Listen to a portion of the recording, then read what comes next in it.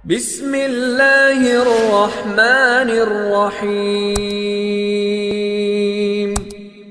Itu pasti ingat salahnya, terus kemudian istighfar. Dan ketika satu kebaikan dibandingkan keburukan, itu kata semua ulama, karena sayyi'ah itu bernilai 1, kebaikan bernilai apa? 10. Itu masih surplus berapa? 9. Jadi itu cara berpikir Abu Hasan Asyadzili. Kenapa kamu harus berpikir positif tentang Tuhan? Sekali berpikir tentang negatif, itu bahaya betul. Misalnya begini, kamu berpikir tak rewangi jadi kiai, sujud, rukuk, ternyata aku tetap lebu neraka. Gunane apa? Itu menurut saya kan nggak punya akal.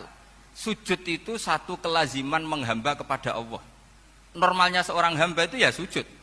Kemudian gara-gara kamu ingin masuk surga, terus logika kamu dibalik. Gunanya apa saya sujud? Ternyata saya masuk neraka. Itu pertanyaan yang benar-benar bodoh dan itu menjadikan Allah benci. Logikanya dibalik begini. Ini saya ngomong serius karena ini bentuk kemenangan saya. Ini bentuk kemenangan saya. Saya berkali-kali ngomong di kota pelajar di Jogja karena banyak pengujinya juga. Bukan sekedar pendamping tapi penguji. Banyak yang profesor, bukan sekedar dokter, banyak yang profesor. Jadi ya ini begini, saya pernah ditanya sama seorang dosen, Gus, saya ini ngaji hadis banyak, tapi ada yang saya tidak paham, yaitu mangkola la ilaha illallah dakhalal jannah, ada kalimat wa in zana wa in saraka. Meskipun pernah zina, pernah maling. Ini kan seakan-akan mentoleransi perzinaan dan pemalingan. Terus saya bilang, oh makna hadis itu seperti ini. Jadi kebenaran absolut, kebenaran yang mutlak itu tidak akan terganggu oleh status perilaku seseorang. Saya berkali-kali memberi contoh. Orang yang ditangkap KPK akan bilang 1 tambah 1 2. KPK-nya juga bilang 2. Rivalitas dalam politik, Pak Prabowo ya bilang 2, Pak Jokowi juga bilang 2. Orang yang zaniyah, yang lonte pun akan bilang 2. Muftinya juga bilang 2. Ketua MUI-nya juga bilang 2. Artinya gini, kebenaran yang absolut adalah kebenaran yang siapapun akan meyakini seperti itu. Seperti 1 ditambah 1, 2. Kamu punya musuh bilang 2. Kalau ibu-ibu ini punya maru, ya marunya bilang 2 tadi tambah mama. Enggak tahu saya terjemahnya apa tadi. Nah, kebenaran yang absolut itu kebenaran yang siapapun pasti mengakui. Dan uniknya begini, saya kalau saya pernah ngaji acara himmah, acara pondok sarang di Demak. Kalau kamu bilang 1 ditambah 1 menjadi 2, untuk mengatakan 2 itu kamu butuh hadiah enggak? Mereka semua jawab enggak. Kita semua enggak saja mengatakan tembok itu putih. Kenapa? Karena memang putih. Kita mengatakan 1 tambah 1 2 karena memang kita tanpa presentasi dapat hadiah, dapat penghormatan. Kenapa untuk mengatakan Allah itu Tuhan kita butuh surga?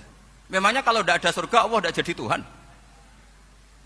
Ini problem orang soleh-soleh yang terlalu pesimis. Makanya nanti orang-orang soleh itu masuk surganya berat. Tapi kalau orang alim lebih gampang kira-kira seperti itu. Iya, karena kan imannya lebih bagus. Dalam hadis qudsi Allah ini yang dibuli orang-orang soleh. Laulam akhluk jannatan wala naron alam akun ahlan an uto'ah, dalam hadis qudsi itu. Kalau saja saya tidak menciptakan surga dan neraka, apa saya tidak jadi Tuhan yang perlu ditaati? Apa kalau kamu tidak saya kasih uang 1 juta terus bilang 1 tambah 1 11? Enggak kan? Tetap bilang berapa? 2. Kalau kebenaran absolut yang 1 tambah 1 kamu bilang 2 meskipun tanpa mendapat hadiah. Kenapa untuk bilang Allah Tuhan kamu butuh hadiah surga? Itu kan serah ikhlas belas. Makanya saya terus mengajarkan ikhlas. Ikhlas itu bisa dilatih dengan akal, dengan pikiran, bil ilmi lah. Harus dilatih. Nah di sini ini momen atau makna yang mestinya harus difahami wa inzana, bahwa kalimat ini sah meskipun dilafatkan seorang yang pernah zina. Sama seperti 1 tambah 1 2 sah, diucapkan siapa saja sah. Dan siapapun akan mengucapkan itu secara ikhlas. Ini penting saya utarakan. Sehingga setelah ada firqah-firqah takfiri yang mengatakan orang megang keris itu syirik, ke kuburan syirik, ini syirik. Itu salah besar. Salahnya adalah tadi kalimat-kalimat atau kebenaran-kebenaran absolut ini sudah jadi sibghatallahi man ahsanu minallahi sibghah. Kalimat ini begitu absolut di hatinya orang mukmin. Sehingga ketika terganggu oleh hal-hal yang adat istiadat, kayak pegang keris, kayak apa, ini tidak mengganggu. Tetap kualitas iman ini di atas keyakinan adat membawa apa Kalau orang membawa keris menjadi syirik karena percaya sama makhluk. Orang misalnya kejawen kalau nggak bawa keris nggak nyaman. Orang kota itu kalau nggak bawa ATM juga nggak nyaman. Itu tidak dihukumi syirik.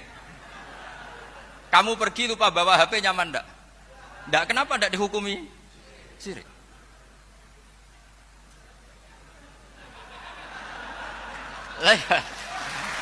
Jadi ini logika. Jadi makanya ini Gus Reza boleh ngeritik saya itu berkali-kali bilang, saya termasuk ulama yang mau bikin gerakan cangkem elek. Karena nanti kalau saya nisbatkan ke Rasulullah itu tidak pantas, karena Nabi ahsanan nasi khalqau wa khuluqa. Tapi saya siap jadi bempernya Rasulullah Shallallahu Alaihi Wasallam. Pernah ada diskusi di Jakarta, ini kisah nyata. Apa dalilnya setelah sholat salaman? Mana hadisnya? Itu dijawab hadisnya tentu kita kesulitan. Kalaupun ada hadisnya dhaif semua yang masalah musafahan. Akhirnya mau tidak mau dijawab pakai cangkem elek. Boleh enggak kamu setelah salam nyalain HP yang off? Boleh. Boleh enggak ke kamar mandi? Boleh. Oh berarti kencing boleh, nyalain HP boleh, yang enggak boleh itu ingat Allah. Karena mereka mengkritik wiridan, ngeritik salah salam. Akhirnya mikir deh. Ada enggak hadisnya orang setelah sholat nyalain HP? Enggak ada kan? Tapi mereka nyalain HP enggak hambatan, tapi untuk salaman masalahkan. Ke kamar mandi boleh, tapi untuk wiridan tidak boleh.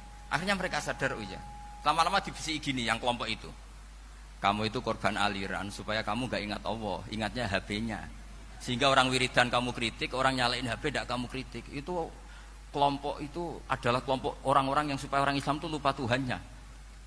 Itu gerakan cangkem elek, tapi jadikan orang sadar. Jadi ini penting. Jadi kalau kamu tidak bisa bela agama dengan jalan yang lurus karena tidak bakat gitu, nggak apa-apa pakai cangkem elek tadi, karena nggak mungkin gerakan ini dinisbatkan kepada Rasulullah Shallallahu Alaihi Wasallam.